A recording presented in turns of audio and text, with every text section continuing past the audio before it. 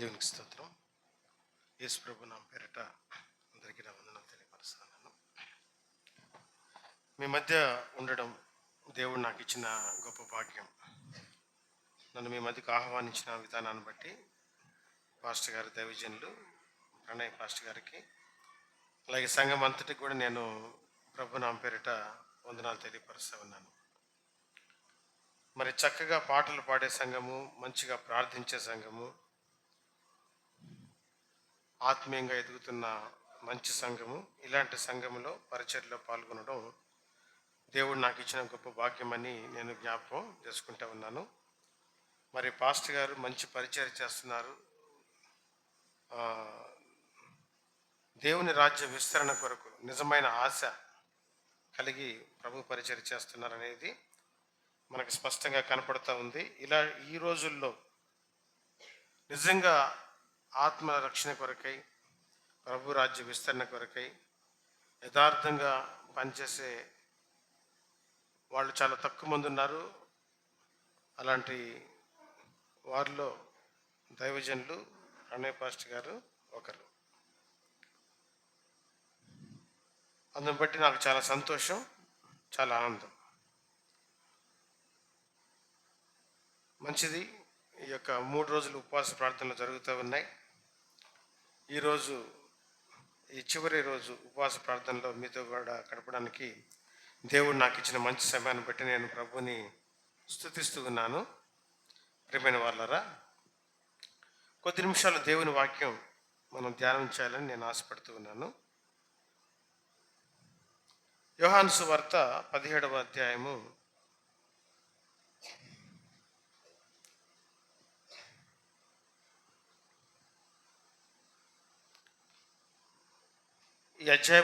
మొత్తం 1 నుంచి 26 వచనాలు ఉన్నాయి. మరి కొన్ని విషయాలు మనం ఒకదాని తర్వాత ఒకటి చదువుకుంటూ ధ్యానం చేద్దాం. ముందుగా చిన్న మాట ప్రభు సహాయం కోరుతూ ప్రార్థన చేసుకుందాం. ప్రేమ నమ్మకం కలిగిన మా ప్రియ పరలోకపు తండ్రి, మా ప్రభువా, సర్వశక్తుడా, సర్వాధికారి మా ప్రభువా, మీ ప్రేమను బట్టి మీకు ఎంతో వందనాలు, స్తుతులు, స్తోత్రాలు చెల్లిస్తున్నాం. ఈ సమయంలో మరి యొక్క బెరేక ప్రార్థనా మందిరంలో మీ దాసుడైన నేను మరి సంఘం యొక్క ఉపవాస ప్రార్థనలతో నేను కూడా పాల్గొనడానికి మీరు చూపిన కృపను బట్టి, దేవుని వాక్యం పంచుకోవడానికి మీరు నాకు ఇచ్చిన మంచి అవకాశాన్ని బట్టి మీకు ఎంతో వందనాలు, స్తుతులు, స్తోత్రాలు చెల్లిస్తున్నాం. ఈ సమయాన్ని దీవించమని, ఆస్వాదించమని, మా అందరితో మాట్లాడమని, మీ దాసుడైన నన్ను మీ సిలువ చాటు మరుగుపరుచుకోమని ప్రభు సహాయం చేయమని మీ దయగల స్థలకి ఈ సమయాన్ని అప్పచెప్పుకుంటూ యేసయ్య నామమున స్తుతించి ప్రార్థిస్తున్నాం తండ్రి, ఆమేన్. మంచిది. ఇది ప్రభు అయిన యేసుక్రీస్తు చేసిన ప్రార్థన. ఆయన సిలువ వేయబడక మునుపు, సైనికులు ఆయనని పట్టుకొనక మునుపు ఆయన ప్రార్థన చేశాడు.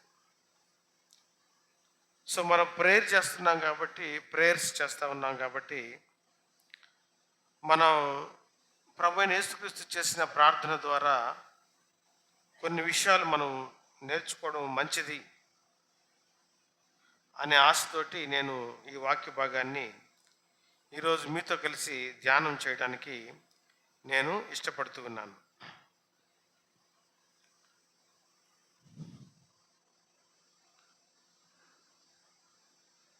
ప్రభు అయిన యేసుక్రీస్తు సిలువ వేయబడక మునుపు ఆయన్ను సైనికులు పట్టుకున్నారు. దానికంటే ముందు ఆయన ఈ ప్రార్థన చేస్తూ ఉన్నాడు.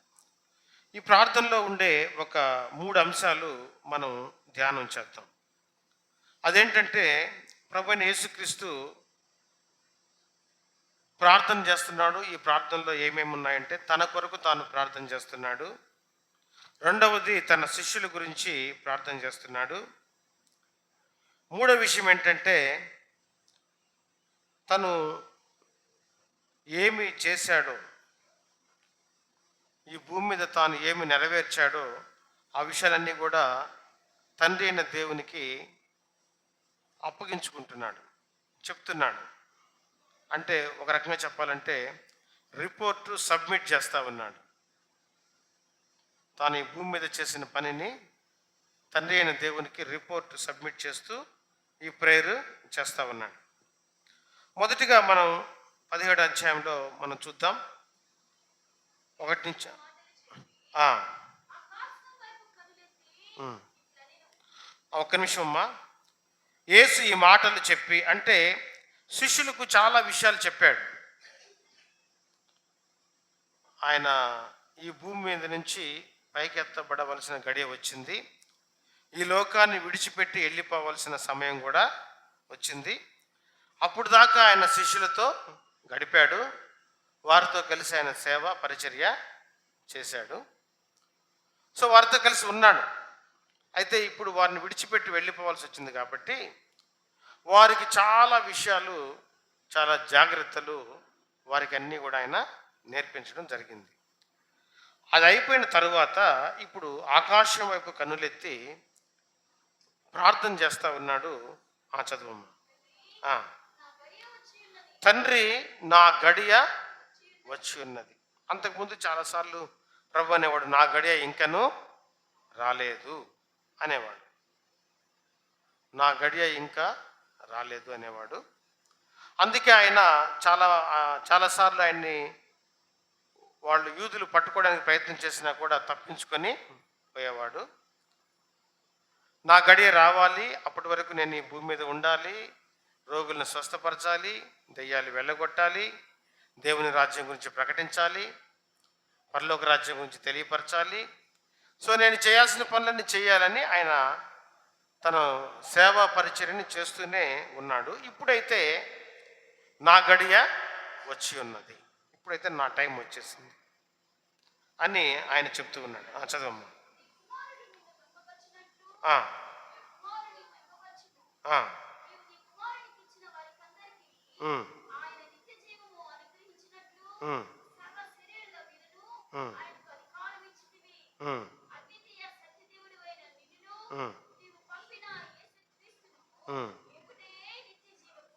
అయితే వచ్చింది, చదవమ్మా ఒకసారి.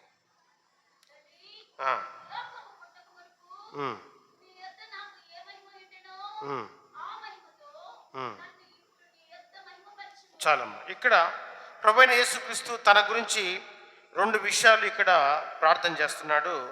అది మొదటిది ఏంటంటే 2వ వచనము, నీ కుమారుడు నిన్ను మహిమపరచునట్లు నీ కుమారుని మహిమపరచుము. మొదటిది ఏంటంటే నీ కుమారుడు నిన్ను ఎలాగూ మహిమపరుస్తున్నాడో, అంటే తండ్రి యొక్క కుమారుడు ప్రభువైన యేసుక్రీస్తు. ప్రభువైన యేసుక్రీస్తు తండ్రితో ఈ ప్రార్థన చేస్తున్నాడు. నీ కుమారుడు అంటే నేను నిన్ను ఎలా మహిమపరుస్తున్నానో నన్ను కూడా నీవు అలాగే మహిమపరచుము అని ప్రార్థన చేస్తూ ఉన్నాడు. ఇది మొదటి విషయం. రెండోది 5వ వచనంలో మనం చూసినట్లయితే అది ఏ మహిమ, ఎలాంటి మహిమ అంటే, లోకము పుట్టక మునుపు నీ యొద్ద నాకు ఏ మహిమ ఉండెనో. ఫిలిప్పీలకు రాసిన పత్రిక 2వ అధ్యాయం 6వ వచనంలో ఈ మాటలు ఉంటాయి. ఏంటంటే దేవుని స్వరూపం, ఏ మహిమ ఉన్నది లోకము పుట్టక మునుపు ఆయనకు ఎలాంటి మహిమ ఉన్నది అంటే దేవుని స్వరూపము కలిగిన వాడై ఉండి దేవునితో ఈక్వల్గా, దేవునితో సమానముగా ఆయన ఉన్నాడు. ఉండుట విడిచిపెట్టకూడని అంటే విడిచిపెట్టకూడని భాగ్యం, అంత గొప్ప భాగ్యములో ఆయన ఉన్నాడు. దేవునితో సమానంగా ఆయన ఉన్నాడు. అలాంటి మహిమను ఆయన విడిచిపెట్టి ఇప్పుడు మామూలుగా సాధారణ మానవుళ్ళ ఒక దీనం శరీరము ఆయన ధరించుకొని ఈ భూమి మీద చాలా దీనమైన జీవితాన్ని ఆయన జీవించడానికి భూమి మీదకి వచ్చాడు. మనుషులందరికీ మామూలుగా కనిపించాడు. ఆయన చూసినప్పుడు ఈయనెవరో ఏదో పెద్ద ధనవంతుల్లాగానో, లేదంటే బాగా శక్తిమంతుల్లాగానో, అందరినీ కొట్టేవాళ్ళలాగానో, ఒక పెద్ద రాజులాగానో, ఇంకా ఎలాగో గొప్పగా డాంబికంగా ఆయన ఎవరికి కూడా కనపడలేదు. మామూలుగా ఉన్నాడు. ఆయన చూసి ఎవరు కూడా భయపడటం కానీ అలాంటివి కానీ ఎవరు చేయలేదు. అలాంటి పరిస్థితుల్లో ఆయన సాధారణ జీవితం ఆయన జీవించాడు. ఎవరు కూడా ఆయన దేవుడని, దైవ కుమారుడని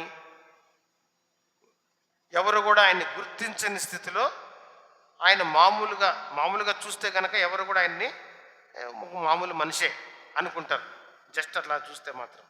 అలాంటి జీవితాన్ని ఆయన జీవించాడు. ఇప్పుడైతే ఆయన ఏం ప్రార్థన చేస్తున్నాడంటే, లోకము పుట్టక మునుపు నీ యొద్ద నాకు ఏ మహిమ ఉండెనో ఆ మహిమతో నన్ను ఇప్పుడు నీ యొద్ద మహిమపరచుము అంటున్నాడు. ఇంతకుముందు లోకము పుట్టక మునుపు ఏ మహిమ అయితే ఉందో ఆ మహిమ మళ్ళీ నాకు తిరిగి దయచేయని ప్రభువైన యేసుక్రీస్తు తన గురించి తాను తండ్రితో ప్రార్థన చేశాడు. అయితే శిష్యుల కొరకు కూడా ఆయన ప్రార్థన చేశాడు. ఏమిటో ఆ ప్రార్థనలు మనం ఒకసారి చూద్దాం. మొదటిగా 11వ వచనం ఒకసారి మనం చూద్దామా?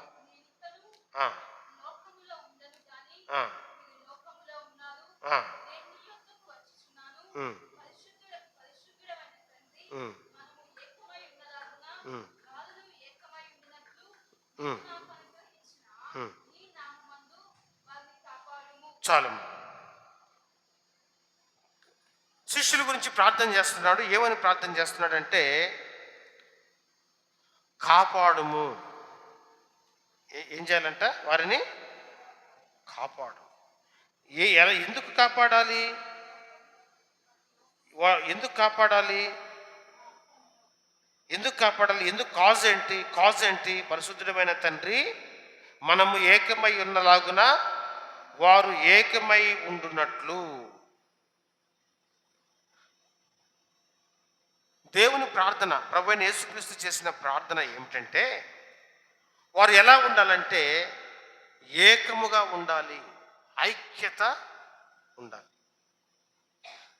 శిష్యులు ఐక్యత కలిగి ఉండాలనేది ప్రభువైన యేసుక్రీస్తు యొక్క ఉద్దేశం. సహోదరులు ఐక్యత కలిగి నివసించుట ఎంత మేలు, ఎంత మనోహరం కదా. ప్రభువైన యేసుక్రీస్తు తాను అప్పగింపబడక మునుపు రాత్రి ఏం చేశాడు? మనం చర్చిలో ఈ యొక్క దేవుడు చెప్పిన ఆజ్ఞను మనం పాటిస్తూ ఉంటాం. ఆదివారం పూట ఏంటది? ప్రభు రాత్రి భోజనం. ప్రభు రాత్రి, అది రాత్రి జరిగింది. సప్పర్ అంటారు, supper, lord's supper, lord's supper, lord's last supper, lord's last supper, ప్రభు యొక్క చివరి రాత్రి భోజనం, లార్డ్స్ లాస్ట్ సప్పర్, ప్రభు యొక్క చివరి రాత్రి భోజనం. రాత్రి పూట జరిగింది. ఎక్కడ జరిగింది? ఒక మేడ మీద ఈ సంఘటన జరిగింది. ఆయన ఒక బల్ల దగ్గర, భోజనపు బల్ల దగ్గర కూర్చున్నాడు. శిష్యులంతా కూడా ఆయనకి చుట్టుపక్కల అదే బల్ల దగ్గర కూర్చున్నారు. ఒక రొట్టె ఏంటండి? ఒక రొట్టె విరిచి వారందరికీ ఇచ్చాడు. ఇది నా శరీరము, మీరు తీసుకొని తినండి, నేను వచ్చు వరకు ఇది చేయండి అన్నాడు. తర్వాత ఒక పాత్ర తీసుకొని ఆ పాత్రలోని ద్రాక్షరసం అందరికీ ఇచ్చాడు. నేను వచ్చే వరకు ఇది మీరు చేయండి అన్నాడు. మరి రెండవ రాకడలో మళ్ళీ నేను దేవదూతలతో కూడా వచ్చినప్పుడు వచ్చే వరకు కొత్తదిగా ఈ ద్రాక్ష రసము త్రాగు వరకు ఇక నుండి నేను దీన్ని త్రాగను అని ప్రభువైన యేసుక్రీస్తు వారికి చెప్పడం జరిగింది. మామూలుగా మనం ఈ ప్రభు యొక్క చివరి రాత్రి భోజన ఆచారం మనం చేసేటప్పుడు ఒక రకంగా చెప్పాలంటే దీన్ని మనం ఆచారంగానే చేస్తున్నాం. కానీ ప్రభు చెప్పింది అయితే నిజంగా ఆచారం కోసం చెప్పలేదు ఆయన. ఎందుకు నేను ఆచారం అంటున్నానంటే, రొట్టె మీరు తీసుకునేటప్పుడు మీరు ఎంత రొట్టె తీసుకుంటారు? ఇంత రొట్టె తీసుకుంటారు. కడుపు నిండుద్దా? ద్రాక్ష రసం ఎంత తీసుకుంటారు? ఇంతే తీసుకుంటారు. కడుపు నిండుద్దా? ఇప్పుడు చెప్పండి, ఇది కడుపు నింపుకోవడానికి చేస్తున్నావా, ఆచారం కోసం చేస్తున్నావా? కదా. కాబట్టి కడుపు నింపుకోవడానికి చేస్తే కనీసం ఇంత పెద్ద రొట్టె అన్న తినాలి, ఇంత గ్లాసు ద్రాక్ష రసం అన్నా తాగాలి. కాబట్టి కేవలం ఒక ఆచారం కోసమే దీన్ని చేస్తున్నాం. కానీ ప్రభు మాత్రం ఆచారంగా ఇవ్వలేదు, తెలిసిన వాస్తవంగా ప్రభు దీన్ని ఆచారంగా ఇవ్వలేదు. అది భోజనం, వాళ్ళు కలిసి భోజనం చేస్తారు. యాక్చువల్గా వాళ్ళ మీల్స్ రొట్టె, వాళ్ళ ఆహారం, వాళ్ళ అలవాటు ఏంటంటే రొట్టె తింటారు వాళ్ళు. వాళ్ళ వాళ్ళ అలవాటు ఏంటంటే రొట్టె తింటారు కాబట్టి రొట్టె తిన్నారు. కాబట్టి మన ప్రాంతంలో మనం ఎక్కువగా రొట్టెలు తినంగా. రొట్టెలు కోర్స్ మనం కూడా ఇప్పుడు తింటున్నాం అనుకోండి. మామూలుగా మనం తినేది ఏంటి? భోజనం. సో వాళ్ళు రొట్టె తింటే మనం ఏం తినాలి? అన్నం తినాలి. ఒకే పాత్రలో వండుకొని దాన్ని తీసుకుని అందరూ కలిసి భోజనం చేయాలి. ప్రభువైన యేసుక్రీస్తు యొక్క ఉద్దేశం ఏంటంటే, ఒకరు ఎక్కువ తిని ఒకరు తక్కువ తిని, ఉన్నవాడు ఎక్కువ తిని లేనివాడు తక్కువ తిని, ముందొచ్చినోడు త్వరగా తినేసి వెనకొచ్చినోడికి లేక, ఇలా ఉండకూడదు. ప్రభు బిడ్డలంతా ఐక్యంగా ఉండాలి, ఒకటిగా ఉండాలి, ప్రేమగా ఉండాలి, కలిసి ఉండాలి. వీళ్ళల్లో బలవంతులు ఉంటారు, బలహీనులు ఉంటారు. బలవంతులు బలహీనులు అందరూ కలిసి కనుక తింటే, కలిసి తినేటప్పుడు తక్కువ ఎవరు తింటున్నారో ఎక్కువ ఎవరు తింటున్నారో తెలుస్తుంది. కాబట్టి తక్కువ తినేవాడు కూడా అందరితో సమానంగా తినేదానికి అవకాశం ఉంటుంది. అందరూ కలిసి ఉండాలనేది ప్రభువైన యేసుక్రీస్తు యొక్క ఉద్దేశం. సో నేను ఎందుకు ఈ మాట చెప్తున్నానంటే, మిమ్మల్ని భోజనం చేయమని నేను మామూలుగా లార్డ్ సప్పర్ని భోజనంలా మార్చమని నేను చెప్పట్లా. నేను కూడా అలా ఏం మార్చలేను. మీరు ఎట్లా చేసామో నేను కూడా అట్లాగే చేస్తున్నాను. మా చర్చిలో కూడా అదే క్రమంపై ఇంత రొట్టె తీసుకుంటాము, ఇంత ద్రాక్ష రసం తీసుకుంటాము. కోర్స్ తీసుకున్నారు. కానీ ప్రభు యొక్క ఉద్దేశం మాత్రం మనం మర్చిపోకూడదు. ప్రభు దేన్ని నిమిత్తము అది మనకిచ్చాడో దాన్ని మనం మర్చిపోకూడదు. ఎందుకు ఇచ్చాడు? ప్రభు రాత్రి భోజనం యొక్క పవిత్రత ఏమిటి అంటే, లేనివాడిని ఉన్నవాడు సంరక్షించాలా, ఆకలి కొనిన వాడిని పట్టించుకోవాలా. మన సహోదరుడు, మన సంఘ సహోదరుడు, ప్రభు రక్తంలో కడగబడిన మనతో ఉన్న బిడ్డలు, వాళ్ళు కష్టాల్లో ఉన్నారా, ఆకలితో ఉన్నారా, ఇబ్బందుల్లో ఉన్నారా మనం పట్టించుకోవాలి. కాబట్టి ఆ బలలో చేయి వేసేటప్పుడు మనం చేసుకోవాల్సిన ఆత్మ పరిశీలన ఏంటంటే, అదే నేను నా సహోదరుని సంరక్షిస్తున్నానా లేదా, పట్టించుకుంటున్నానా లేదా అనే పరీక్ష చేసుకోవాలి. కానీ మనం సంఘం, సమాజం దీన్ని మార్చేశారు, ఇంకో దానికి మార్చేశారు. దేనికి మార్చేశారంటే, బల్లలో చేయి వేసేటప్పుడు మనలో ఏమైనా పాపం ఉందేమో, పాపం ఉంటే తీసి పక్కన పెట్టేయాలి, బల్ల కూడా ప్రతి వారం చేయాలి, నెలకొకసారి చేస్తే కుదరదు. ఎందుకంటే మళ్ళీ మన పాపాలు కడుక్కోవడానికి నెల రోజులు వెయిట్ చేయాల్సి వస్తుంది. వారం కనుక చేస్తే వారం మనం ఆత్మపరిశీలన చేసుకొని మన పాపాలను కడిగేసుకోవచ్చు అని మనం మార్చేసాం దాన్ని. అది మనం మార్చుకున్నాం, దేవుని వాక్యం అలా చెప్పలేదు. పాపం అనేది, పాపానికి బల్లలో చేయి వేసేదానికి ఏ సంబంధము లేదు. పాపం ఎప్పుడైతే చేశామో, పాపం చేశామని ఎప్పుడైతే గ్రహించామో, తెలుసుకున్నామో, వెంటనే దాన్ని తీసేసుకోవాలి, వెంటనే దాన్ని కడుక్కోవాలి. బల్ల దాకా వెయిట్ చేయడం అనేది వాక్యానుసారం ఎంత మాత్రం కాదు. పాపం వారం దాకా ఉంచుకోకూడదు. మన కాలికి మురికైతే ఎప్పుడు దాకా ఉంచుకుంటాం? తెలియక ఏదో బురద దొక్కామండి, ఎప్పుడు దాకా ఉంచుకుంటాం? వెంటనే ఎంత మాత్రం ఆలస్యం చేయకుండా కడిగేసుకుంటాం. పాపం కూడా, పాపం అనేది ఎప్పుడైతే పాపం చేసామో వెంటనే కడిగేసుకోవాలి. పాపానికి బల్లకి ఎలాంటి సంబంధం లేదు. ఇది ప్రతి ఒక్కరూ జ్ఞాపకం పెట్టుకోండి. ఎందుకు ప్రభు ఆచారం ఇచ్చాడు, ఎందుకు ఆ క్రమం ఇచ్చాడు, ఆ పద్ధతి ఎందుకు ఇచ్చాడంటే, మనం ఐక్యంగా ఉండాలి, ప్రేమగా ఉండాలి, కలిసి ఉండాలి. కొన్ని సంఘాలు పరిస్థితులు ఎట్లంటే, కొన్ని సంఘం గొడవలు వచ్చి చీలిపోయి రెండు సర్వీసులు అయిపోతాయి, లేదా 3 సర్వీసులు అయిపోతాయి. దానికి 2 లేదా 2 సర్వీసులు అయితే 2 కమిటీలు, 3 సర్వీసులు అయితే 3 కమిటీలు వస్తాయి. వీళ్ళు ఎలా ఉంటారు తెలుసా? ఈ సంఘంలో ఉండే మొదటి సర్వీస్ సభ్యులు, రెండో సర్వీస్ సభ్యులు, మూడో సర్వీస్ సభ్యులు మిగతా ప్రాంతాల్లో, అంటే టీలు తాగే దగ్గర, లేదంటే బంధుత్వం దగ్గర, పెళ్ళిళ్ళ దగ్గర, మిగతా వాళ్ళు పనిచేసే ప్రాంతంలో, అన్ని దగ్గర బాగా కలిసి ఉంటారు, ప్రేమగా ఉంటారు, అంతా బాగుంటారు. కానీ ఎక్కడ గలవరు తెలుసా? వాళ్ళు చర్చిలో గలవరు. ఎంత భయంకరమో చూడండి. చాలా భయంకరం కదా. మనల్ని మనం భయపడాల్సింది ఎవరికండి? దేవునికా, మనుషులకే? మనం ఐక్యంగా ఉండాల్సింది, ఉండమని మనకు ఆజ్ఞించింది ఎవరు? మరి దేవుని దగ్గర లేని ఐక్యత బయట ఎలా వస్తుంది? అంటే మనం దేవుని మనుషులమే, లేకపోతే లోక సంబంధమైన మనుషులమే? దేవుడి మనుషులమైతే ఇప్పుడు కనీసం బయట ఒకవేళ గొడవ పెట్టుకున్నా, కనీసం దేవుడు తిడతాడేమో, కొడతాడేమో, ఆయన ముందు నేను గొడవ పెట్టుకుంటే, ఆయన సన్నిధిలో, ఆయన మందిరంలో నేను వేరువేరుగా కనపడితే అని ఆయన ముందు కనీసం నటించొద్దు. అట్ట కాదు. బయట బాగుంటారు, చర్చిలో గొడవ పెట్టుకుంటారు. దేవుడు అంటే ఎంత భయం లేకుండా ఉంటారు చూడండి. కొంతమంది ఏం చేస్తారు తెలుసా? కొట్టుకుంటా ఉంటారు అన్నదమ్ములు. వాళ్ళ నాన్న వస్తే ఏం చేస్తాడు తెలుసా? అరే మీరు కొట్టుకుంటారని ఇద్దరిని కొడతాడు. అందుకని వాళ్ళ నాన్న ముందు మళ్ళీ గమ్మునుంటారు, కొట్టుకున్నట్టే నటిస్తారు. ఆయన బాగానే మళ్ళీ స్టార్ట్ చేస్తారు వీళ్ళిద్దరు కొట్టుకోవడం, తిట్టుకోవడం. అరే కనీసం తండ్రి దగ్గరన్నా వాళ్ళ గొడవలు కనపడకుండా కవర్ చేసుకుంటున్నారు. కానీ ఈ రోజుల్లో మనుషులు మాత్రం దేవుని దగ్గర కనీసం భయం కూడా ఉండకుండా ఐక్యత లేని స్థితిలో ఉండడం చాలా బాధాకరమైన పరిస్థితి. కాబట్టి ప్రియమైన వాళ్ళరా, ప్రభువైన యేసుక్రీస్తు ఇక్కడ తండ్రికి ప్రార్థన చేస్తున్నాడు. దేనికోసమంటే దేవుని బిడ్డల మనం ఏం కలిగి ఉండాలి? ఐక్యత కలిగి ఉండాలి, ఏకమై ఉండాలి.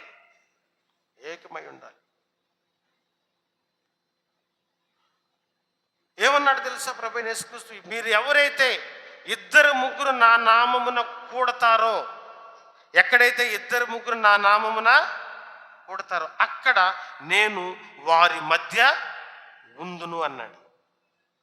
అంటే ప్రభు నామములో మన 2-3 ఐక్యమైతే అది ప్రభువుకి చాలా సంతోషం. In the name of Jesus Christ మనం ఇద్దరు కలుసుకుంటే, అరే నువ్వు ప్రభు బిడ్డవి, నేను ప్రభు బిడ్డని,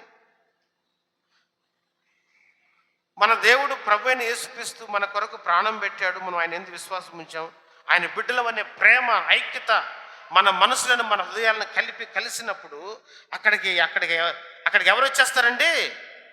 యేసుక్రీస్తు అక్కడికి వచ్చేస్తాడంట. వారి మధ్య ఆయన ఉంటాడంట. కాబట్టి ప్రియమైన వాళ్ళరా, ఎక్కడ ఐక్యత ఉందో అక్కడ ప్రభు ఉంటాడు, ఎక్కడ ఐక్యత లేదో అక్కడ ప్రభు యొక్క సన్నిధి ఉండదు. గుర్తుపెట్టుకోండి. ఐక్యత లేకపోతే ప్రభు సన్నిధి ఉండదు. కాబట్టి దేవుని బిడ్డలమైన మనము ఐక్యతగా కలిగి ఉండాలని ప్రభు అయిన యేసుక్రీస్తు తండ్రికి ప్రార్థన చేస్తూ ఉన్నాడు. ఎందుకంటే ఐక్యంగా ఉండాలి అని ఆయన ప్రార్థన చేస్తూ ఉన్నాడు. తర్వాత మనం చూసినట్లయితే 15వ వచనం ఒకసారి చూద్దాం.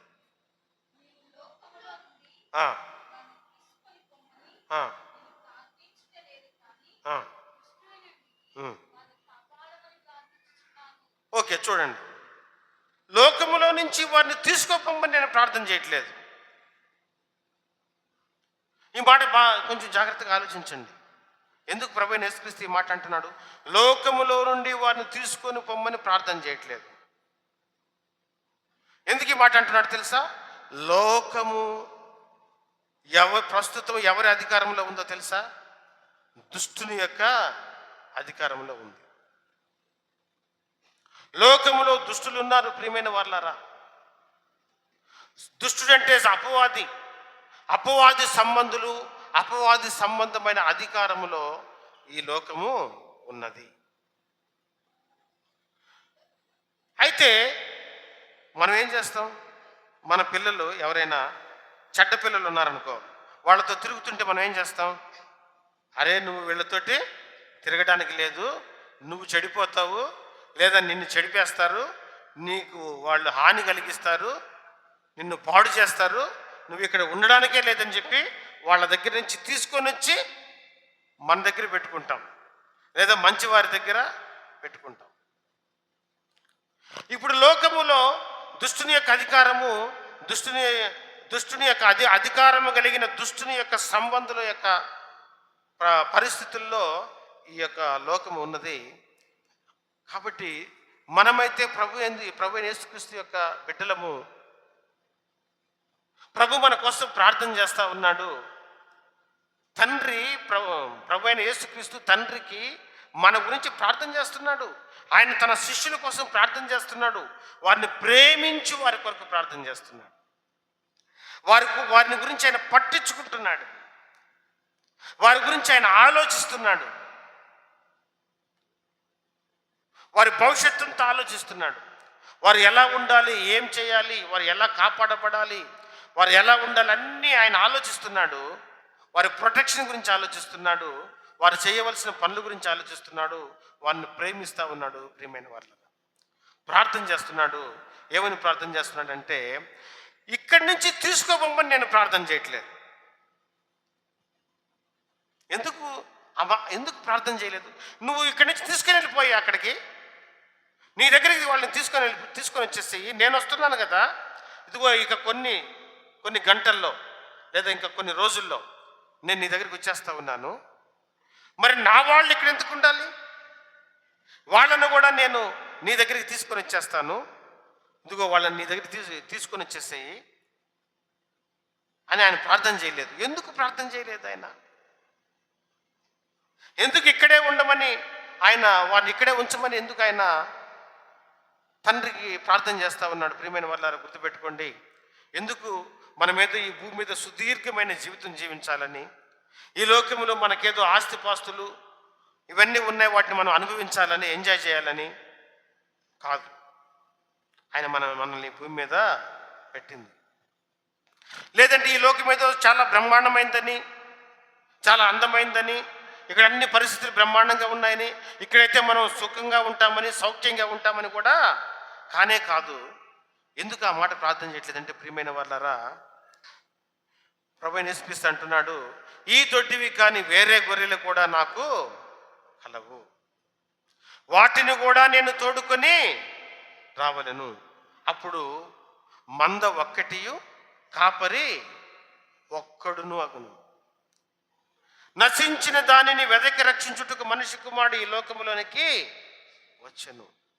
ప్రియమైన వాళ్ళారా, ఇంకా నువ్వు ప్రభువైన యేసుక్రీస్తుని అంగీకరించిన వారు, యేసుక్రీస్తు యొక్క రక్తంలో తమ పాపములు కడుగు కొనక పాపములలోనే ఉండి జీవించి నరకానికి వెళ్ళేవారు ఇంకా చాలామంది ఉన్నారు.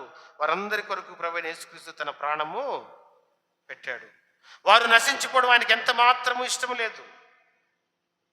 వారికి దేవుని ప్రేమను ప్రకటించాలి, దేవుని ప్రేమను చూపించాలి.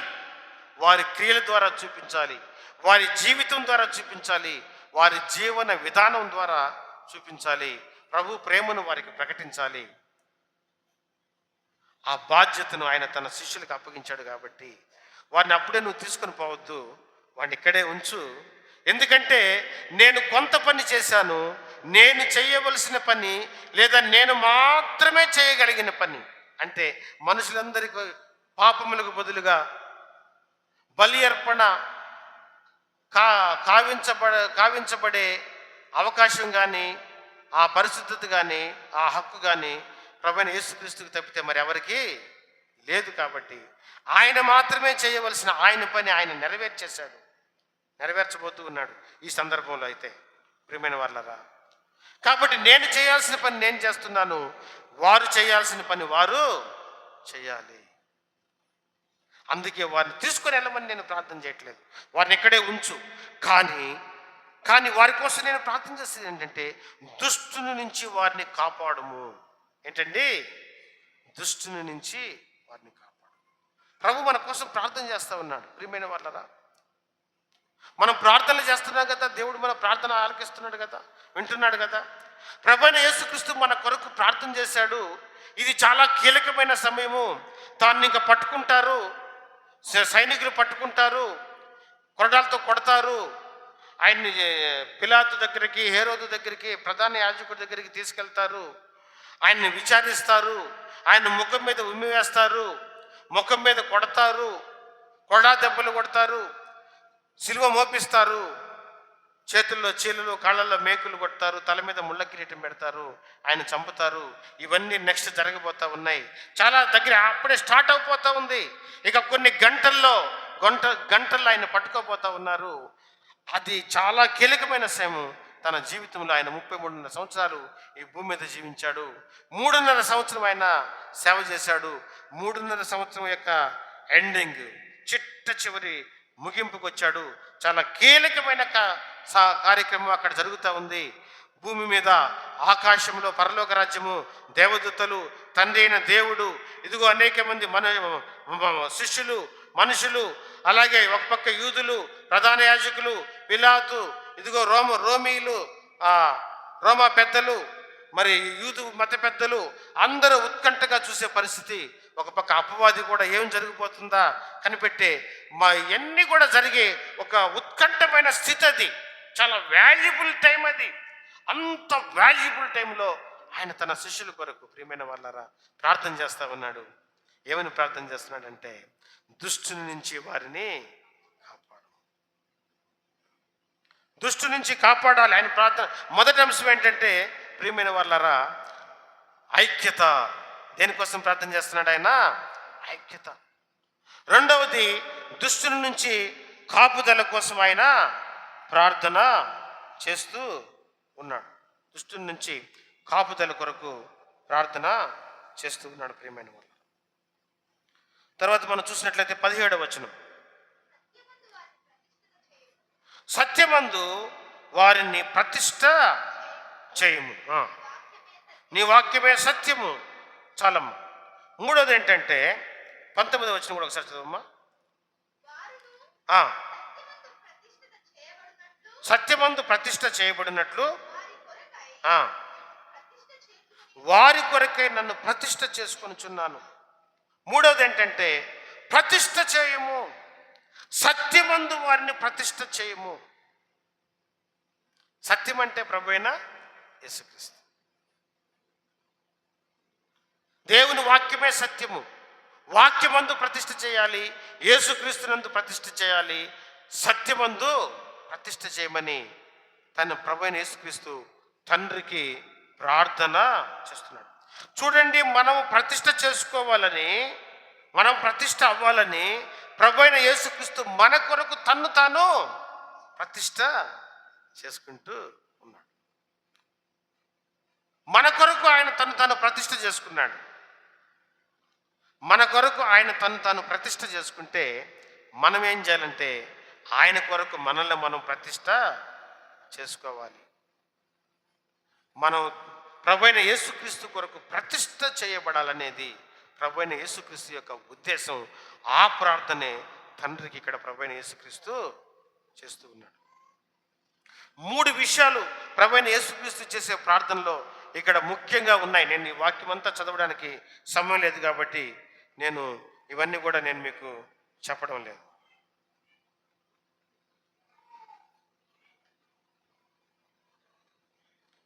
మూడు విషయాలు ఏంటంటే, మొదటిది మనము ఐక్యత కలిగి ఉండాలనేది ప్రభువైన యేసుక్రీస్తు యొక్క ప్రార్థన. రెండోది ఏంటంటే ఆయన దుష్టు నుంచి మనల్ని కాపుదల ఇవ్వడానికి ప్రార్థన చేస్తున్నాడు. దుష్టు నుంచి మనం కాపుదల కలిగి ఉండాలి. దుష్టు నుంచి మనకు కాపుదల ఉండాలంటే మనం ఏం చేస్తున్నాం? చాలాసార్లు మందిరంలో ఉండం, ప్రార్థనలో ఉండం, సహవాసంలో ఉండం, లోకంలో ఉన్న వారితో కలిసిపోవడానికి అనేకమైన ప్రయత్నాలు చేస్తూ ప్రమాదకరమైన జీవితం జీవిస్తూ ఉంటాం. ఇప్పుడు ఒక చిన్న బిడ్డ, వాడికి తెలియదు, గోడెక్కి తిరుగుతూ ఉంటాడు. నేను మా ఇంట్లో ఉన్నాను, మా ఇంటి ఎదురుగా ఒక ఇల్లు ఉంది. వాడు ఒక పిల్లోడు, వాడు ఏం చేస్తున్నాడు తెలుసా? ఒక పిట్టగోడ ఎక్కాడు. మిద్ది మీద ఉండే పిట్టగోడ ఎక్కి ఇట్లా కిందకు వంగి చూస్తున్నాడు కిందకి. నాకు గుండె టానింది, కింద పడిపోతాడేమోనని. కానీ వాడికి కాదు, వాడికేం భయం లేదు. ఎందుకు భయం లేదు? వాడికి భయపడే జ్ఞానం కూడా వాడికి లేదు. కానీ పెద్దలకు మనకేమనిపిస్తుంది? భయం కలుగుతుంది. నేను ఒక 3-4 రోజుల తర్వాత వాళ్ళ నాయన వాడు ఇద్దరు వచ్చారు నా దగ్గరికి. వస్తే అప్పుడు అడిగారా, నువ్వేం చేస్తున్నారు పెట్టగోడ మీద అన్నా. అప్పుడు వాళ్ళ నాయన విన్నాడు. నేను చెప్పింది వాళ్ళ నాయన పెట్టిని కొట్టాడండి. వాళ్ళ నాయనకి అప్పుడు భయం వేసింది. ఎందుకు? ఒరే నా కొడుకు కింద పడిపోయిండేవాడని. తండ్రి మన కోసం భయపడుతున్నాడు. మనం భద్రంగా ఉండాలని మనం ఏం చేస్తున్నాం?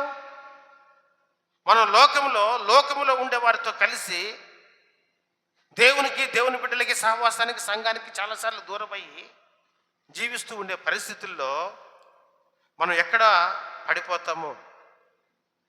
పాపంలో పడిపోతాము, దేవునికి దూరం అయిపోతామేమో, విశ్వాసం వదిలిపెడతామేమో, మనకెక్కడ నష్టం జరుగుతుందో, మన భద్రతకి భంగం వాటిల్లుతుందేమో అని భయపడతా ఉన్నాడు ప్రియమైన వాళ్ళు. అందుకే దుష్టు నుంచి కాపుదల చేయమని తండ్రికి ప్రభువైన యేసుక్రీస్తు ప్రార్థన చేస్తున్నాడు.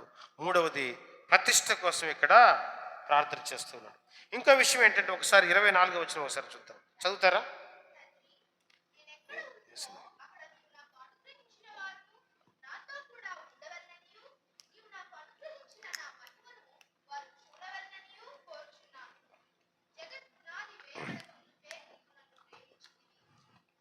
చాలమ్మ. ఇక్కడ చూడండి, ఆయన ప్రార్థన ఏంటంటే, నీవు నాకు అనుగ్రహించిన నా మహిమను వారు చూడవలనని కోరుచున్నాను. ఇది చూసినప్పుడు, ఈ మాట విన్నప్పుడు నాకు భలే సంతోషం కలిగిందండి. నీవు నాకు అనుగ్రహించిన మహిమను వారు చూడవలనని నేను కోరుచున్నాను. నేను కందుకూరు మున్సిపాలిటీలో అసిస్టెంట్ ఇంజనీర్గా పనిచేశాను.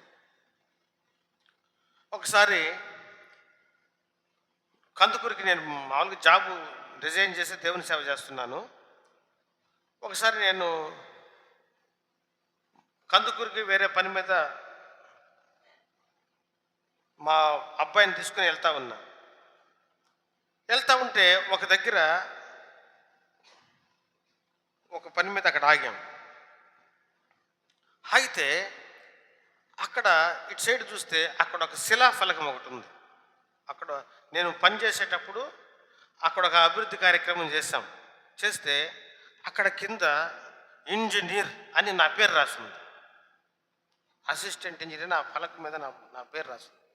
నేను మా వాడిని తీసుకుని పోయి, ఎట్లా రా చదవరా అని చెప్పి చదివితే అంటే వాడి పేరు చదివాడు, నా పేరు, ఇది నా పేరేను అని.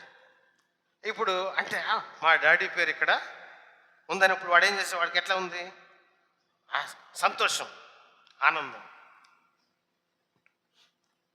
నేను ఎందుకు ఈ మాటలు చెప్తున్నంటే, ప్రియమైన వాళ్ళరా, ప్రభువైన యేసుక్రీస్తు ఈ భూమి మీదకి ఎలా వచ్చాడంటే, పశుల పాకలో పుట్టాడు. ఎక్కడ పుట్టాడు? పశుల తొట్టిలో పొరండు పెట్టబడ్డాడు. సత్రం ముందు పుట్టాడు, పశుల తొట్టిలో పొరండు పెట్టబడ్డాడు. ఆయన ఏమన్నాడు? నక్కలకి బొరియలు ఉన్నాయి, ఆకాశ పక్షులకు నివాసాలు ఉన్నాయి, మనుషు కుమారుడికి తలవాల్చుకుంటే ఎన్నో స్థలము లేదు అన్నాడు. ఆయన ఎక్కడ పోయినా నిందలు, కష్టాలు, అవమానాలు. ఆయన పట్టుకుంటే శిష్యులు ఆయన్ని ప్రేమించినా కూడా మళ్ళీ మమ్మల్ని కూడా ఎక్కడ పట్టుకుంటారని ఎక్కడే వాళ్ళు అక్కడ పారిపోయారు. ఆయన ధైర్యంగా వెళ్ళి ఆయన కోసం ఏదైనా చేసేంత ధైర్యం కూడా వీళ్ళకి లేదు. ఏమీ చేయలేని స్థితి. ఎవరి ప్రాణాలు వాళ్ళు కాపాడుకున్నారు, భయంగా ఉన్నారు. ఇప్పుడు ఈయన్ని సైనికులు పట్టుకొని, చేతులు పట్టుకొని అరెస్ట్ చేసి ఆ ప్రధాన యాజకుడు దగ్గర తీసుకెళ్తే, ఆ ప్రధాన యాజకుడు ఏదో పెద్ద హీరోలాగా, ఈయనేదో ఒక నిందితుడిలాగా, ఒక నేరస్తుడిలాగా ఆయన ముందు నిలబెట్టారు. ఆయన ప్రధాన యాజకుడి నేను ఒక అధికారిని అన్నట్టుగా ఆయన్ని విచారించడం. మళ్ళీ పిలాతు నిన్ను విడిపించే అధికారం నాకుందని చెప్పడం.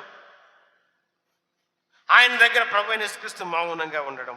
హేరోదు ఏదేదో మాట్లాడటం, అక్కడ కూడా ఈయన మౌనంగా ఉండడం. కొడాలతో కొడుతుంటే మౌనంగా ఉండడం.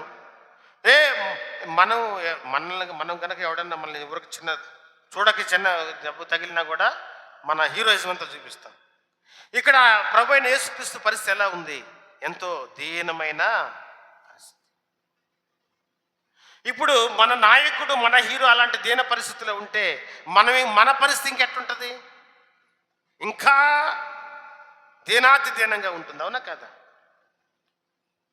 కానీ ఆయన దీన పరిస్థితిలో ఉన్నాడు. ఎందుకున్నాడంటే ఆయన గొర్రె పిల్లలా వచ్చాడు. ఆయన అందుకోసమే వచ్చాడు కాబట్టి ఆయన తన మహిమ ఏమిటో ఎవరికీ తెలియదు. ఆయన మహిమ వాళ్ళు ఎప్పుడు వాళ్ళ కళ్ళతో చూడలేదు.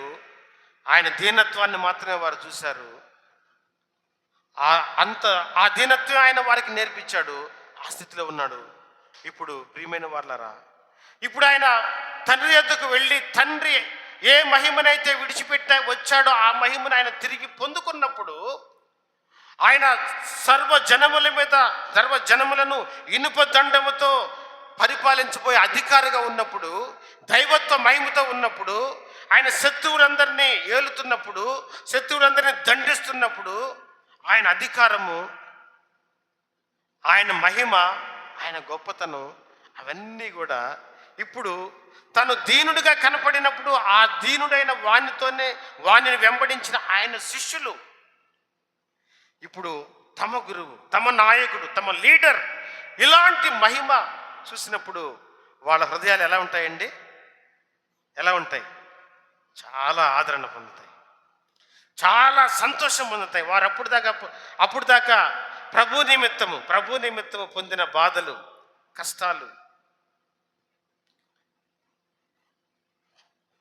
నా నిమిత్తము జనులు మిమ్మల్ని నిందించి హింసించి మీ మీద అబద్ధముగా చెడ్డ మాటలెల్లా పలుకున్నప్పుడు మీరు ధన్యులు, సంతోషించి ఆనందించుడి, పరలోకమందు మీ ఫలము అధికమగును. ప్రభు నిమిత్తం అన్ని భరించారు శిష్యులు. బెత్తాలతో కొడితే మీరు ఈ నామాన్ని ప్రకటించకూడదని మీకు చెప్పలేదా అని బెత్తాలతో కొడితే వాళ్ళు బెత్తాలతో కొట్టించుకొని ప్రభు నిమిత్తం ఈ బెత్తాలతో కొట్టించుకోవడానికి మేము అర్హులమే అంతే ప్రభు నిమిత్తం కొట్టించుకున్నందుకు సంతోషించారు. ప్రియమైన వాళ్ళారా, ఇంత దీనమైన జీవితం వాళ్ళు జీవించారు. ఇంత దీనమైన జీవితం జీవించినప్పుడు ఇప్పుడు ఈయన మన గురువు, మన ప్రభు, మన నాయకుడు, మన లీడర్ ఒక సర్వాధికారి ఒక మహిమలో ఉండగా చూసినప్పుడు ఆయన బిడ్డలమైన మనం ఎంత ఆదరణ పొందుతాం. అందుకే ఆయన ఆశపడి ఇదిగో వీళ్ళు దీన మనసుతో ఉన్నారు, ఇలాంటి వాడు నన్ను వెంబడిస్తూ ఉన్నారు, ఇలాంటి జీవితం వీళ్ళు జీవిస్తున్నారు, ఇదిగో నా మహిమను వీళ్ళు చూడాలనేది నా కోరిక అంటున్నాడు. ఏంటంటే ఆయన కోరిక, ప్రభువైన యేసుక్రీస్తు కోరిక ఏమిటి? ఆయన మహిమ ఎంత గొప్పదో చూడాలి, ఆయన ఎంత గొప్పవాడో చూడాలనేది ప్రభువైన యేసుక్రీస్తు కోరిక. ప్రియమైన వాళ్ళరా, మనం కూడా ఎదురు చూస్తూ ఉన్నాం దాని కొరకు. ప్రభువైన యేసుక్రీస్తు కూడా ఎదురు చూస్తూ ఉన్నాడు. ఈ భూమి ఆయన యందు మనం ఉంచిన విశ్వాసాన్ని బట్టి ఈ భూమి మీద మనం జీవించే ఈ దీన పరిస్థితులన్నీ కూడా కేవలం తాత్కాలికమైనవే. కాబట్టి ఆ మహిమను మనం చూడాలనేది దేవుని యొక్క ప్రభువైన యేసుక్రీస్తు యొక్క కోరిక, ఆయన యొక్క ప్రార్థన. చూడండి, ఆయన కొన్ని సబ్మిషన్స్ చేస్తూ ఉన్నాడు. 4వ వచనం.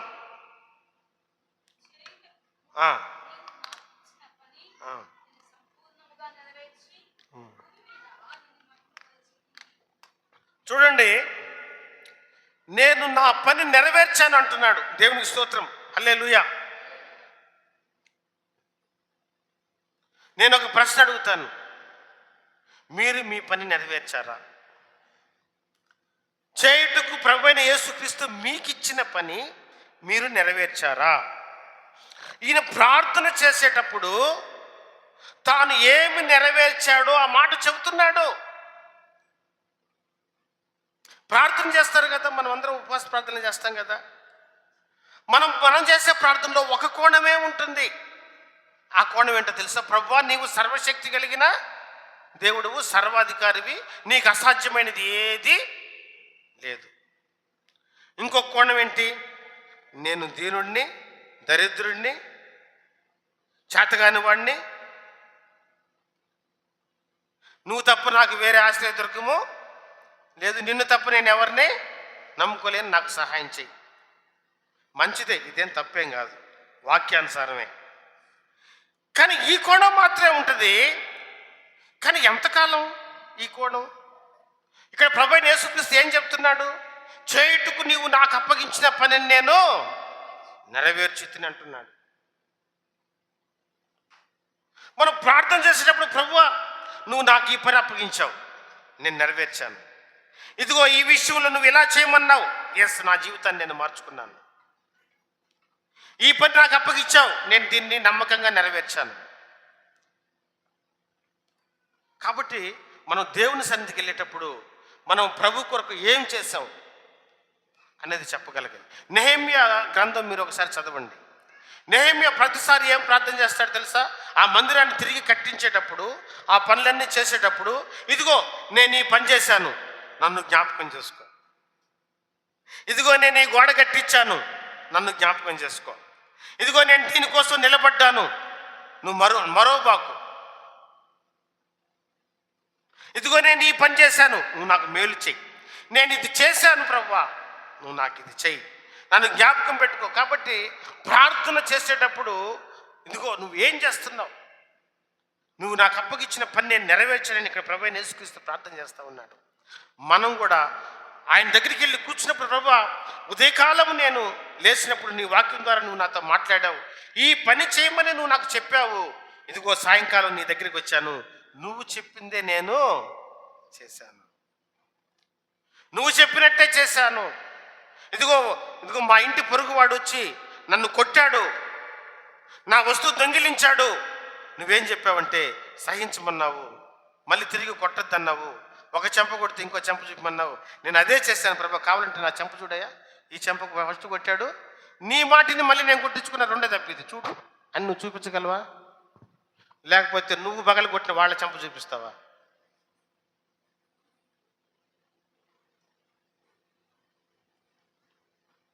వాక్యం అలా చేసి మనం ప్రార్థన చేయాలండి ప్రియమైన వాళ్ళారా. ప్రభువైన యేసుక్రీస్తు ఇక్కడ అలాంటి ప్రార్థన చేస్తా ఉన్నాడు. 6వ వచనం,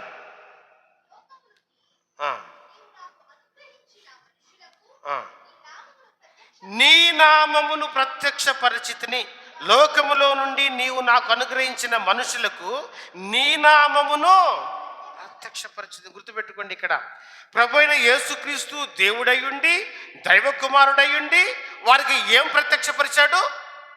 తండ్రి నామాన్ని ప్రత్యక్షపరిచాడు.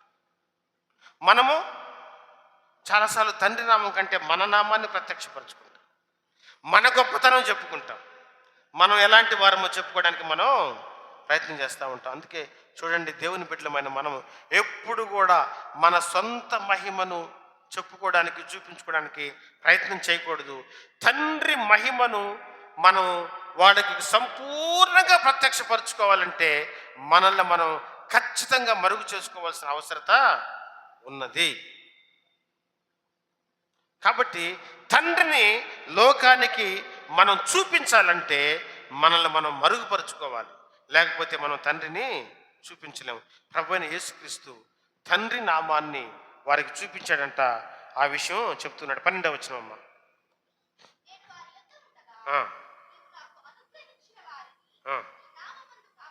ఏం చెప్తున్నాడంటే, ఇదిగో నీవు ఎవరినైతే నాకు అనుగ్రహించావో నీ నామమందు వారిని కాపాడి తిని. ప్రియమైన వాళ్ళరా, మనం కాపాడాలి. సంఘ కాపరి సంఘాన్ని కాపాడాలి, సంఘం ఎటంటే వెళ్ళిపోకుండా కాపాడాలి, పాపంలో పడిపోకుండా కాపాడాలి, తోడేలు ఎత్తుకోపోకుండా గొర్రెలను కాపాడాలి, దొంగ వచ్చి గొర్రెల్ని దొంగతనం చేసి తీసుకెళ్ళిపోతాడు, దొంగ దగ్గర నుంచి కాపాడాలి. ఇది సంఘ కాపరి బాధ్యత.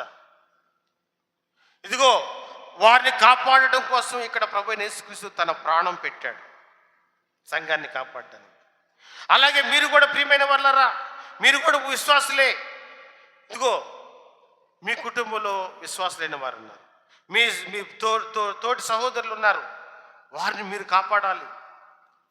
విశ్వాసం నుంచి పక్కకు తప్పిపోకుండా కాపాడాల్సిన బాధ్యత ప్రతి ఒక్కరికి ఉన్నది. కాబట్టి మనం దేవుని బిడ్డల్ని కాపాడవలసిన అవసరం ఉంది. ఇదిగో ఈయన ప్రార్థన చేస్తున్నాడు, ప్రభువైన యేసుక్రీస్తు ఇక్కడ ప్రార్థన చేస్తున్నాడు. ఏమంటున్నాడంటే, వారిని నేను కాపాడి తిని అని ప్రార్థన చేస్తున్నాడు. 18వ వచనం,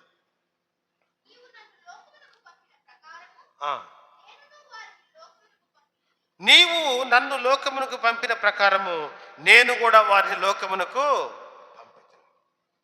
ప్రభువైన యేసుక్రీస్తు కూడా తన శిష్యుల్ని పంపించి మీరు వెళ్ళండి, రోగులని స్వస్థపరచండి, దయ్యములు వెళ్ళగొట్టండి, ఉచితముగా పొందితిరి ఉచితముగా ఇయ్యుడి అని శిష్యుల్ని పంపించాడు. సేవ చేయమని వారికి చెప్పడం జరిగింది.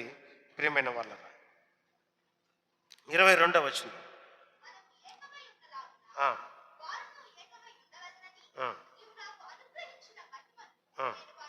నీవు నాకు అనుగ్రహించిన మహిమను నేను వారికి ఇచ్చితిని. ఎందుకంటే సో దట్ వాళ్ళు ఎలా ఉండాలంట, మనము ఎలాగో ఏకమై ఉన్నాము. తండ్రి కుమారుడు ఎంతగా ఏకమై ఉన్నారు, వారు ఎలాగో ఏకమై ఉన్నారు, ఎంత ఐక్యత కలిగి ఉన్నారు, ఎలాంటి డిఫరెన్షియేషన్స్ లేవు, ఎలాంటి భేదాభిప్రాయాలు వారి మధ్య లేనే లేవు. అంతగా ఏకమై ఉన్నారు. మనలో అయితే చాలా ఉన్నాయి, కానీ అలా ఉండాలనేది దేవుని ఉద్దేశం ఎంత మాత్రం కానే కాదు. మనందరం తండ్రి కుమార పరిశుద్ధాత్మ త్రిత్వము ఎలాగూ ఏకమై ఉన్నారో, తండ్రి కుమారుడు పరిశుద్ధాత్మ ఈ ముగ్గురు ఎలాగూ ఏకమై ఉన్నారో, ఒకే మనసు, ఒకే ఆలోచన, ఒకే అభిప్రాయము, ఎలాంటి భేదాభిప్రాయాలు లేని ముగ్గురు వ్యక్తులు తండ్రి కుమార ఎలాగూ వాళ్ళు ఏకమై ఉన్నారో అలాగూ దేవుని బిడ్డలందరూ కూడా ఏకమై ఉండాలనేది ప్రియమైన వాళ్ళారా దేవుని యొక్క ప్రభువైన యేసుక్రీస్తు యొక్క ఆశ. అందుకే ఆయన ఏం చేశాడు, తన మహిమను వారికి ఇచ్చాడంట. తన మహిమను వారికి ఇచ్చాడు. 26వ వచనం.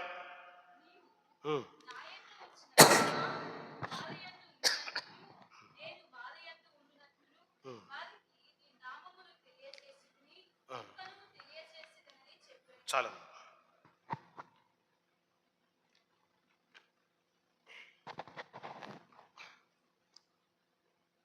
నీ నామమును తెలియజేసి తిని. ఏం తెలియజేశాడు? నీ నామము, ప్రభు అయిన యేసుక్రీస్తు తండ్రి నామము వారికి తెలియజేశాడు. ఇవన్నీ కూడా ప్రభు అయిన యేసుక్రీస్తు చేసి వారికి అప్పగించుకుంటూ ఉన్నాడు. ప్రియమైన వాళ్ళగా ఆయన ప్రార్థన చేస్తున్నాడు, తన మహిమ గురించి ప్రార్థన చేశాడు, అలాగే శిష్యుల కొరకు ఆయన ప్రార్థన చేశాడు, వాళ్ళ ఐక్యత కోసం ప్రార్థన చేశాడు, వారి కాపుదల కోసం ప్రార్థన చేశాడు, వారిని ప్రతిష్ఠ చేయమని ప్రార్థన చేశాడు. ఈ ప్రార్థన చేస్తూ తను ఏమేమైతే చేశాడో అవన్నీ కూడా వారి దగ్గర ఆయన ఒప్పుకుంటూ ఉన్నాడు. ప్రియమైన వారు, కాబట్టి మనం ప్రార్థన చేసేటప్పుడు మన ప్రార్థనలో ఈ అంశాలన్నీ ఉన్నాయో లేదో ఒకసారి పరిశీలించుకుందాం, పరీక్షించుకుందాం. దేవుడు మనకు అప్పగించిన పని మనం సక్రమంగా నిర్వర్తిస్తున్నామో లేదో ఒకసారి పరిశీలించుకుందాం, పరీక్షించుకుందాం. ఒక విషయాన్ని మాత్రం చెప్పి నేను ముగించాలని ఆశపడుతూ ఉన్నాను. ఒకసారి లూకా సువార్త 22వ అధ్యాయం తీయండి.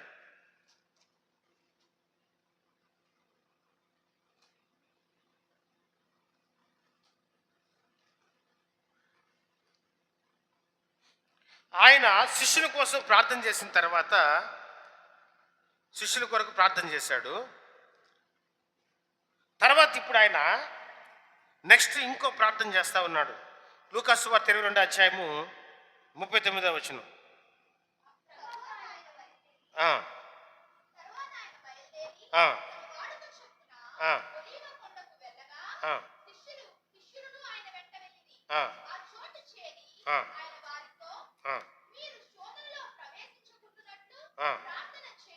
ఒక పాఠం నేర్పిస్తున్నాడు ఇక్కడ. ప్రభువైన యేసుక్రీస్తు ఒక ప్రార్థన చేశాడు. ఇక్కడ ఆయన ప్రార్థన చేస్తూ ఆ ప్రార్థనలో నుంచి వారికి ఒక పాఠం నేర్పించాడు.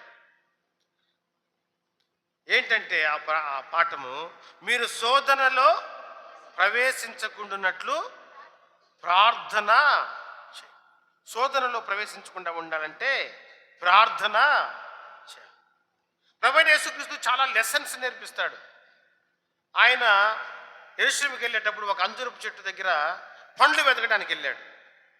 అక్కడ పండ్లు కనపడలేదు. అప్పుడు ఆయన ఏం చేశాడు, ఈ పండ్లు ఇంకా ఎవరు తినకుందురు గాక అన్నాడు. ఆ తర్వాత ఏమైంది చెప్పండి, తెలీదా? ఆ చెట్టు ఏమైంది? చెట్టు ఎండిపోయింది. శిష్యులు ఆశ్చర్యపోయారు.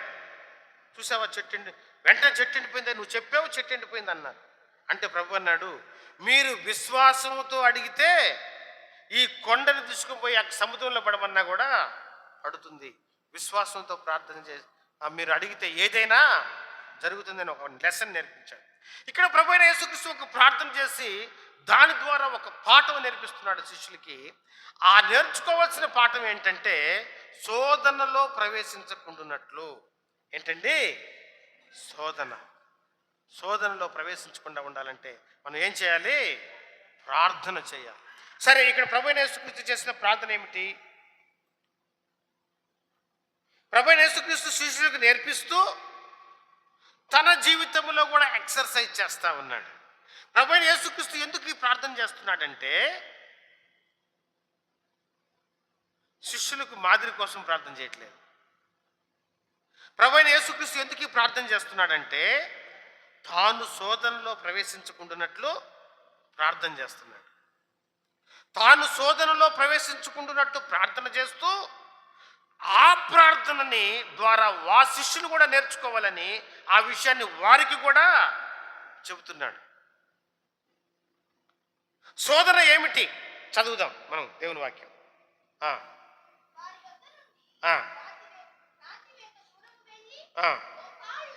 మోకాళ్ళుని తండ్రి ఈ గిన్నె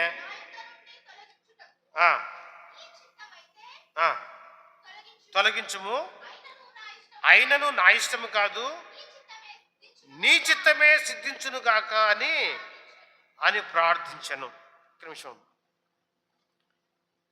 ప్రభు అయిన యేసుక్రీస్తు ఇప్పుడు ఒక శోధన ఎదుర్కొంటున్నాడు. ఏమి ఎదుర్కొంటున్నాడు? ఒక శోధన ఎదుర్కొంటున్నాడు. ఏమిటి ఆ శోధన అంటే ప్రభు అయిన యేసుక్రీస్తు ఈ భూమి మీదకి ఎందుకు వచ్చాడండి? అనేకులకు ప్రతిగా విమోచన క్రయధనముగా తన ప్రాణము పెట్టుటకు వచ్చాడు. ఈ భూమి మీదకి ఎందుకు వచ్చాడు ఆయన? దెయ్యాలు వెలగొట్టడానికా? చనిపోయిన వారిని తిరిగి లేపడానికా? రోగులను స్వస్థపరచడానికా? ప్రభు అయిన యేసుక్రీస్తు ఈ భూమి మీదకి రాకముందు కూడా చాలామంది ప్రవక్తలు చనిపోయిన వారిని లేపారు, రోగులను స్వస్థపరిచారు. 40 సంవత్సరాలు ఆకాశం నుండి మన్నా కురిపించి ఆహారం పెట్టారు. ఎర్ర సముద్రాన్ని 2గా చీల్చారు. సూర్యుడు చంద్రుడిని ఒక రోజంతా కదలకుండా కూడా ఆపగలిగారు. బండలో నుంచి నీళ్లు రప్పించారు. 3.5 సంవత్సరాలు వర్షం రావద్దంటే రాలేదు, మళ్ళీ వర్షం రమ్మంటే వచ్చింది. తొట్టులో ఉండే ఒక చిన్న ఒక రొట్టె అవ్వడానికి ఉండే పిండి నూనె మళ్ళీ వర్షం కురిసేదాకా అవ్వలేదు. అద్భుతాలు చేయలేదా? యేసుక్రీస్తు ఈ భూమి మీద చేసిన దానికంటే ఇంకా చాలా ఎక్కువైన అద్భుతాలు చేశారు.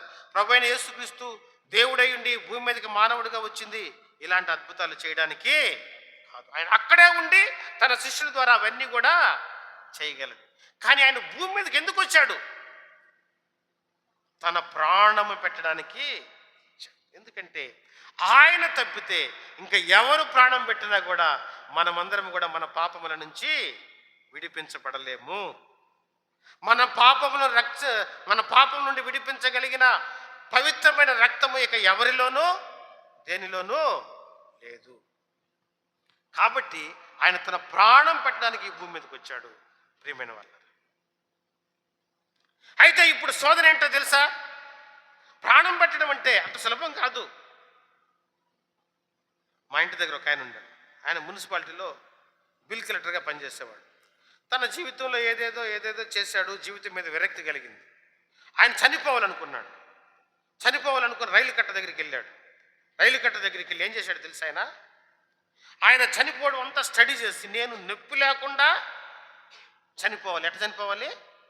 నొప్పి లేకుండా, నొప్పి తెలియకుండా చనిపోవాలి అనుకున్నాడు. పట్టాలు ఉంటాయి కదా, రైలు పట్టాలు. ఆ పట్టాలకు మధ్యలో ఈ గొంతుని కరెక్ట్గా ఇరికిచ్చాడు.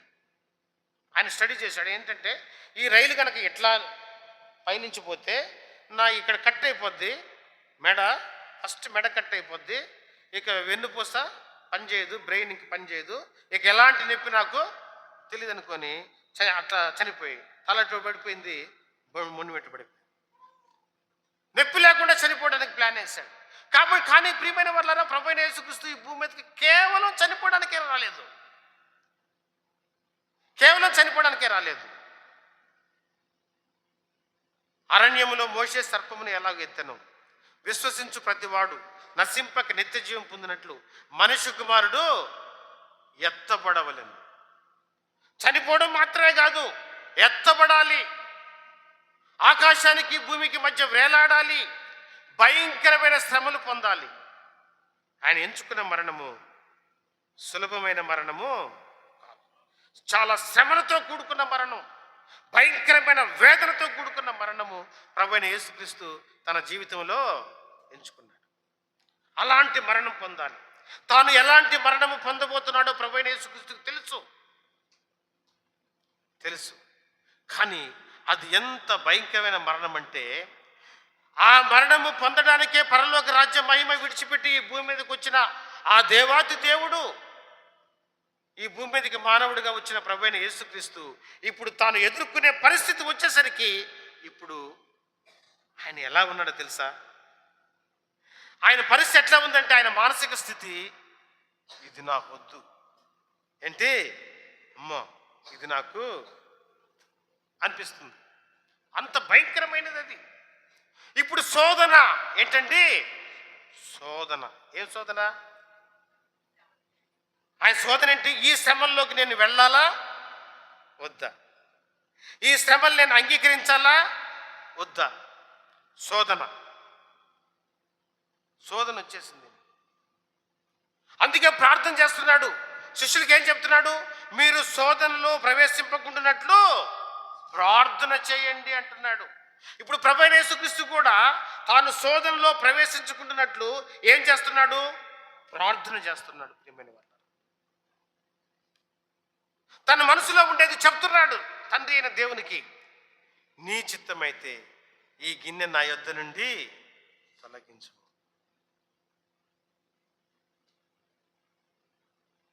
చూడండి, చాలాసార్లు శ్రమలు మనకు వస్తాయి. ప్రభువా ఈ శ్రమ నా దగ్గర నుంచి తీసేయ్యా, నీ చిత్తమైతే అని ప్రార్థన చేయండి. ప్రార్థన చేయడం కూడా మన జీవితంలో మనం నేర్చుకోవాలి. నీ చిత్తమైతే ఈ శ్రమ నా యొద్ద నుండి తీసేయ్యా అని ప్రార్థన చేయండి. కానీ నీ చిత్తమైతే అనేది చెప్పడం మర్చిపోబాకండి. ఆయన సర్వశక్తి కలిగిన దేవుడే. మీరు ఆయన శక్తిని క్లెయిమ్ చేస్తూ ప్రార్థన చేస్తారు చాలాసార్లు.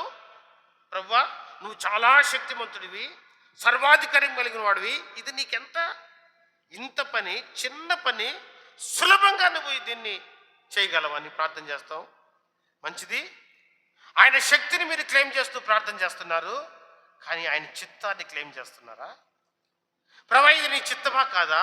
నీ చిత్తం ఏమిటి? ఇక్కడ ప్రభువైన యేసుక్రీస్తు దేవుని చిత్తం కొరకు తను సమర్పించుకుంటూ ప్రార్థన చేస్తా ఉన్నాడు. నీ చిత్తమైతే ఈ గిన్నె నా యొద్ద నుండి తొలగించు. మళ్ళీ ఏమంటున్నాడు? అయినను నా ఇష్టం కాదు, నీ చిత్తము సిద్ధించునుగాక. నీ చిత్తము సిద్ధించునుగాక. చూడండి, ఆయనకు తెలియదా? తెలుసు. కానీ ఆయన ముందుండే శ్రమలు ఎంత భయంకరమైనవంటే అంత భయంకరమైనవి. ప్రియమైన వాళ్ళ, ఆయన ప్రార్థన చేస్తూ ఉంటే ఇక్కడ ఆయన ఎలా ప్రార్థన చేస్తున్నాడంటే, ప్రియమైన వాళ్ళరా, ఆయన ఈ మత్తయి, మార్కు, లూకా ఈ వాక్యాలన్నీ చదివితే అక్కడ వాడిన పదాలు ఏంటో తెలుసా? విభ్రాంతి నొందాడంట ఆయన. ఏంటంట? విభ్రాంతి నొందాడంట. ఇంకా ఏముందో తెలుసా? చింత పొందాడంట ఆయన. ఏంటి? చింత. ఇంకా ఏంటో తెలుసా? మరణమగునంతగా దుఃఖము. ఏంటండి? మరణమగునంతగా దుఃఖం. అంటే దుఃఖం, ఎంత దుఃఖం అంటే మరణమయ్యేంత దుఃఖం. ఒక్కొక్కసారి కొన్ని వార్తలు వింటారు. ఒక వ్యక్తి కానీ చనిపోతే ఆ కుటుంబ సభ్యులు, భార్య, భర్త, తల్లిదండ్రులు, అన్నదమ్ములు లేదా పిల్లలు ఎవరో ఒకరు ఆ వార్తను తట్టుకోలేక గుండాగి చచ్చిపోయిన వాళ్ళు మీరు ఎప్పుడు వినలేదా? మీరు ఎప్పుడు చూడలేదా? అలాంటి నేనైతే చాలా చూశాను. తట్టుకోలేరు ఆ బాధ. చూడండి, ఇప్పుడు ప్రభువైన యేసుక్రీస్తు తాను పొందబోయే బాధ ఎంత భయంకరంగా ఉందంటే, మరణమగునంత బాధ. అంటే ఒక బాధ అంటే ఇంకో రకంగా చెప్పాలంటే హై బీపీ. ఏంటండి, కొంతమందికి బీపీ వచ్చేస్తుంది. ఏదైనా ఆపరేషన్ చేయాలనుకో, వాళ్ళకి గుండె జబ్బు వచ్చింది, గుండె ఆపరేషన్ చేయాలా, నీకు ఆపరేషన్ చేయడానికి లోపలికి తీసుకెళ్తున్నావు అని కానీ చచ్చిపోతారు. ఇది జబ్బుతో కాదు, ఈ భయంతో చచ్చిపోతారు. అంటే టెన్షన్, భయం భయం. ఇప్పుడు ప్రభువైన యేసుక్రీస్తు కూడా అలాంటి మరణమగునంతగా బాధ. అంటే చాలా హై బీపీ వచ్చేసిందేమో ఆయనకి ఆ టైంలో. మరణమగునంత బాధ, చింతాక్రాంతుడు అగుటకు, విభ్రాంతి నొందుటకు ఆయన మొదలుపెట్టెను. ఇప్పుడు అందుకే ప్రార్థన చేస్తా ఉన్నాడు, శోధనలో ప్రవేశించుకున్నట్టు. ఇక్కడ చూడండి, లూకాసు వార్త 22:43 ఒకసారి చదవండి అమ్మా.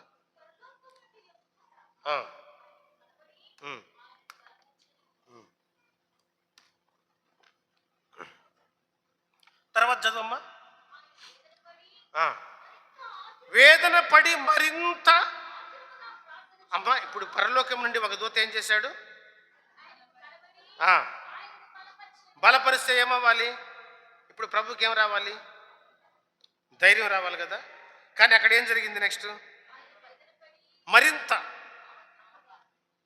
ఇంకా ఆతురముగా వేదన పడి ఇంకా అంటే వేదన ఎక్కువైందా తక్కువైందా? అంటే దేవదూత ఏం బలపరిచాడు? ఏం చెప్పాడు దేవదూత? ఏం చెప్పాడంటే, తండ్రి చిత్తము నువ్వు సిలువ పొందడమే అని చెప్పాడు. ఏంటండి, ఏం చెప్పాడు? తండ్రి చిత్తము నువ్వు ఈ గిన్నెను తీసుకోవాల్సి ఉందే అని చెప్పాడు. చెప్పేసరికి ఇప్పుడు ఆయనకి ఏమైపోయింది? ఆతురం ఎక్కువైపోయింది. ఆతురపడి ప్రార్థన చేయగా ఆయన చెమట, చూసారా, చెమట రక్తముగా మారిపోయిందంటే ఆయన ఎంత వేదన పడ్డాడో, ఎంత టెన్షన్ పడ్డాడో చూడండి.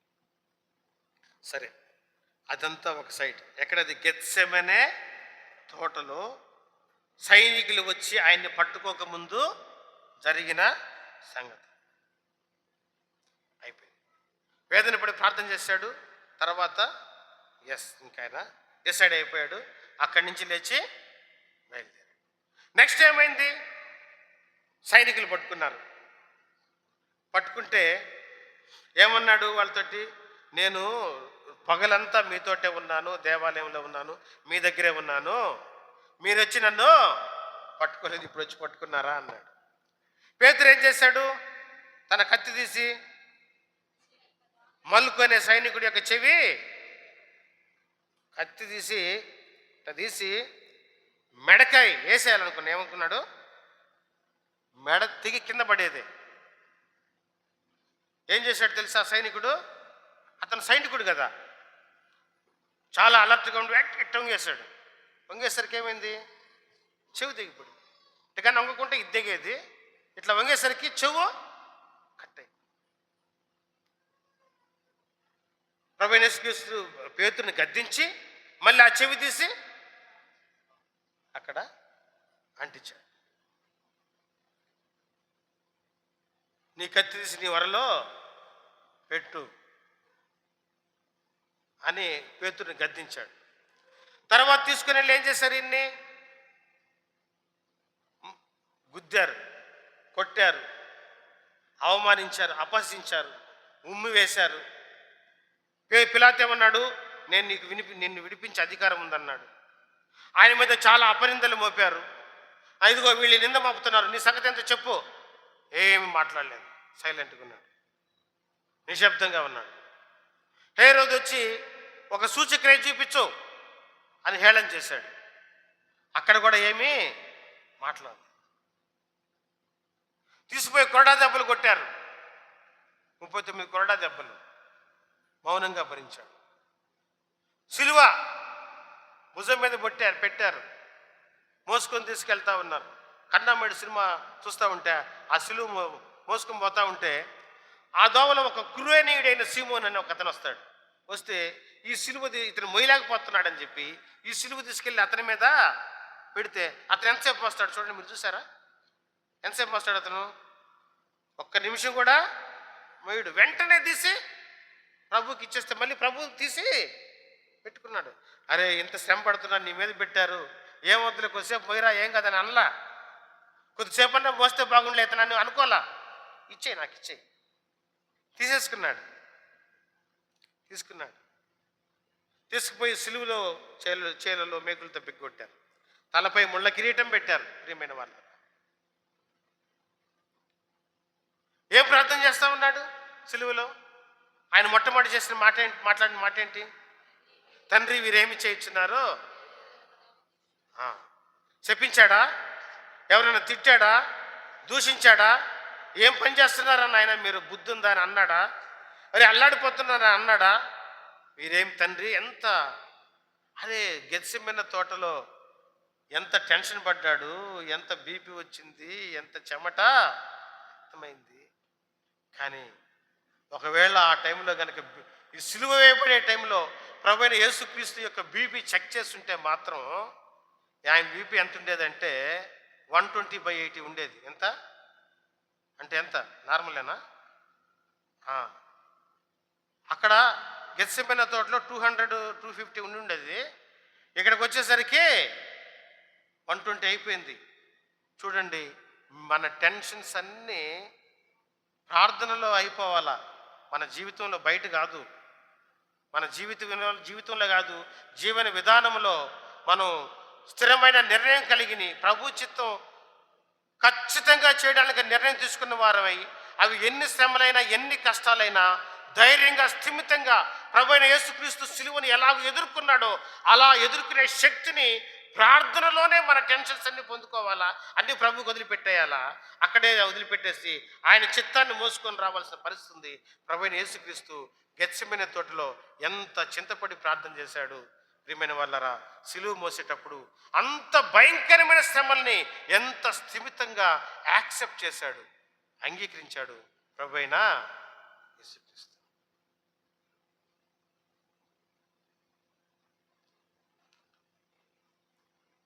ప్రార్థన చేయడం ఎలాగో అనేది ప్రభువైన యేసుక్రీస్తు నేర్పిస్తున్నాడు. మీరు శోధనలో ప్రవేశించుకుంటున్నట్లు మెలకువగా ఉండి ప్రార్థన చేయండి.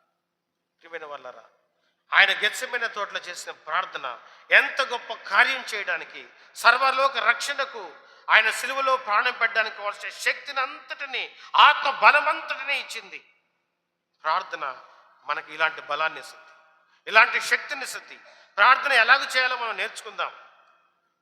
ఆయన చిత్తం నెరవేర్చే విధంగా మనల్ని సమర్పించుకుంటూ నేర్చుకుందాం.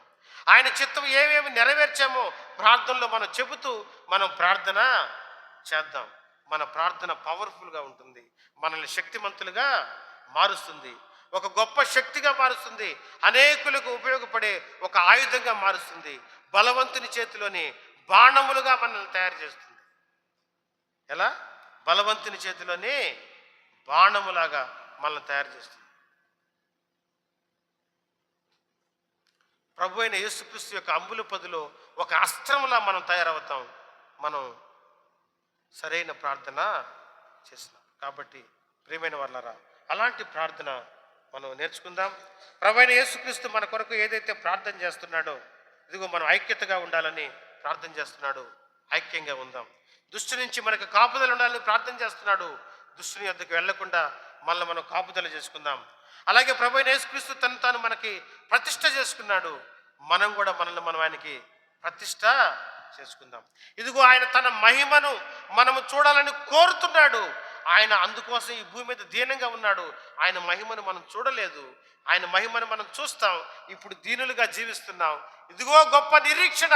ఆయన మహిమను చూసినప్పుడు మన జీవితానికి ఆదరణ, ధైర్యము, నమ్మకం కలుగుతుంది.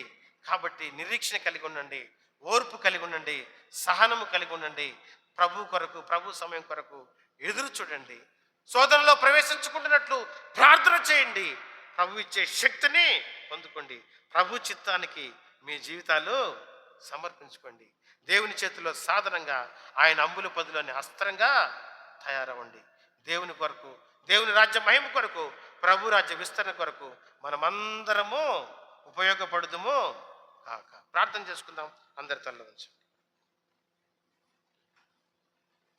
ప్రేమ కలిగిన తండ్రి, దయలేని రక్షక, గొప్ప దేవ, మా ప్రభు, సర్వశక్తుడ, సర్వాధికారి, నీకెంత వందనాలు, స్తుతులు, స్తోత్రాలు చెల్లిస్తున్నాం.